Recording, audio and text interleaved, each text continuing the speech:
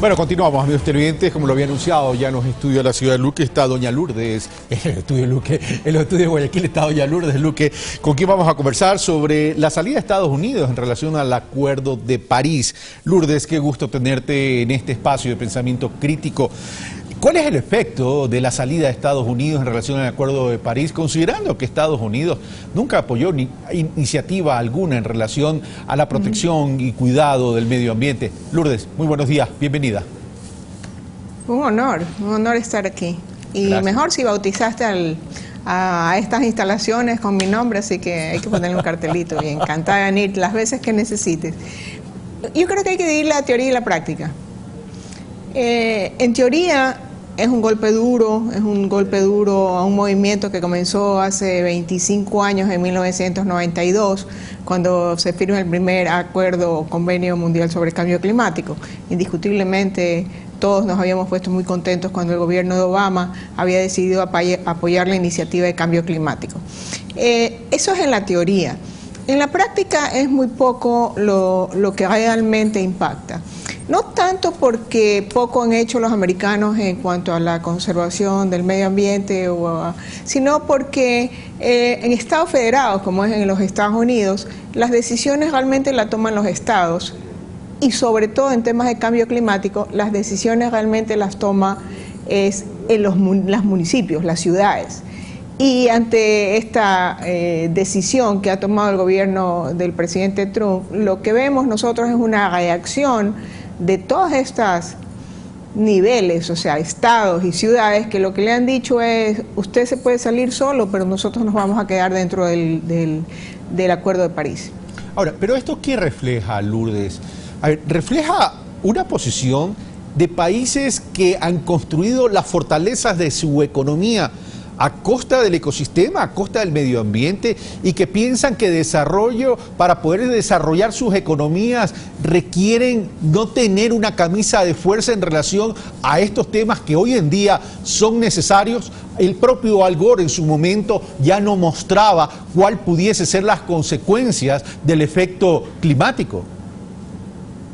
Realmente es tremendo. Si tú lo analizas como decisión de un país, suponte, quitemos el hecho, como lo hemos dicho, en la práctica. En la práctica no significa nada.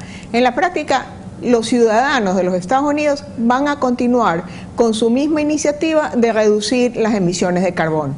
En la parte de responsabilidad planetaria es tal cual tú lo dices.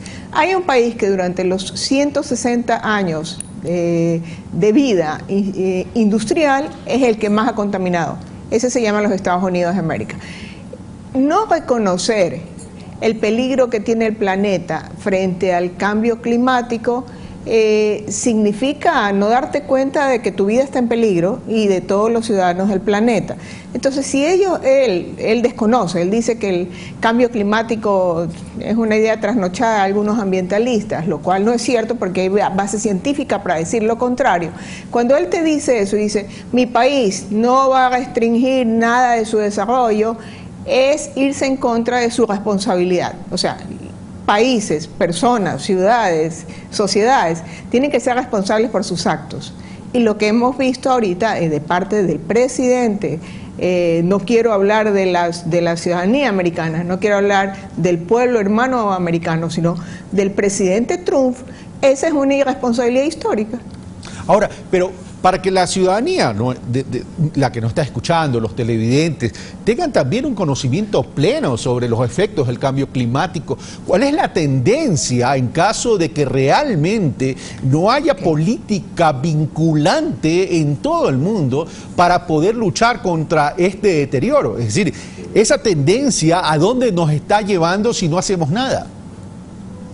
Bien, creo que hay algo que todos debemos entender, porque muchas personas pueden decir: cambio climático, ¿qué importancia tiene para mi día a día? ¿No? Es un tema general, es un tema como árboles, naturaleza, nada más lejano de la realidad.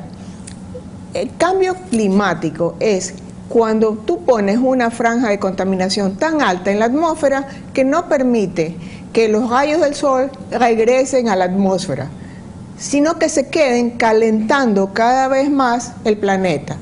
Esto significa que las temperaturas cada vez son más calientes, históricamente me refiero, y eso produce un montón de efectos, incluyendo a lo que nosotros vivimos cada cierto tiempo como el fenómeno del Niño, cada vez más graves, cada vez más catastróficas. La semana pasada leíamos una noticia que realmente debería de angustiarnos a todos. Decía que en India el riesgo de tener un calentamiento tan fuerte que lleve a nivel de muerte de las personas, este año ha sido elevadísimo. Por solamente ha aumentado 0.5 grados centígrados el nivel de la temperatura promedio, y ya los hindúes tienen una altísima posibilidad de morir por el calor. Ese es un ejemplo claro de lo que está pasando. El otro ejemplo que también lo puedes medir es cada vez tenemos menos hielo dentro de los cascos polares. ¿Qué significa? Incremento del nivel del mar y por lo tanto problemas en todos los que son naciones, islas o también ciudades de la costa. Guayaquil, volvamos a la práctica y a lo que nos puede doler a cada uno de nosotros. Guayaquil es una ciudad que está rodeada de agua. Cada vez los inviernos nos inundan más. Cuando tenemos más agua, más niveles, se vuelve más caótico el manejo de las ciudades. Y yo acabo de cumplir 62 años, no me da vergüenza decirlo, y cuando iba a la playa, yo era niña con mi papá, las playas eran amplias y realmente tú caminabas para llegar al mar. Cada vez que vamos los ciudadanos ecuatorianos a la playa, el mar está más cerca. O sea, esos son los elementos cercanos que deberían de angustiarnos a todos. Ahora, y eso que solamente hay un 0.5% de caliente, de calor. Has mencionado dos efectos, pero podría haber varios efectos más allá del tema de la incidencia como en la India, o el tema del incremento del nivel del mar, el nivel del agua, que pone en riesgo la presencia. Por ejemplo, Venecia dicen que está destinada a desaparecer. Pero, ¿qué pasa con las zonas rurales? ¿Cómo pudiese poner en peligro esa capacidad de producción de alimentos y que debe garantizar seguridad y soberanía alimentaria? Bueno, tal como te lo decía, por los eventos climáticos, por todos estos fenómenos del Niño, se está anunciando en este momento que para finales de este año, ni siquiera a finales, que en octubre puede haber un fenómeno del Niño planetario. Eso no existía antes. ¿Qué es lo que va a significar? Que el agro no va a poder abastecer con alimentos suficientes ni a tiempo para el consumo de las grandes ciudades. Lo cual es preocupante. Ahora bien, si bien son porcentajes pequeños de deterioro del ecosistema, del medio ambiente, ¿en qué tiempo el planeta Tierra va a sufrir los efectos ya de forma catastrófica si no hacemos nada? De acuerdo a la tendencia que está existiendo. ¿Hay estudios al respecto, Lourdes? Bueno, siempre han hablado de que en el año 2050, si no se toman las medidas adecuadas de reducir el calentamiento global al menos en 2 grados, vamos a empezar a sentir todos estos 3 al menos elementos que hemos visto: elevar el nivel de las aguas, el tener eventos planetarios fuertes como fenómenos del Niño o fenómenos de la Niña, y muertes en algunos países por el elevado calor. Lo vamos a tener mucho más fuerte que si tomamos las decisiones adecuadas a tiempo. Ok, vamos a lo siguiente. Estados Unidos es un país, es el mayor contaminante, pero ¿qué pasa con el resto de los países del mundo? Es decir, ¿qué se va a hacer en relación para poder tomar medidas efectivas? ¿Hay la disposición política de los distintos mandatarios? Y además, esto va a jugar dependiendo cuál es el gusto y los disgustos de cada uno de los mandatarios de las naciones del mundo.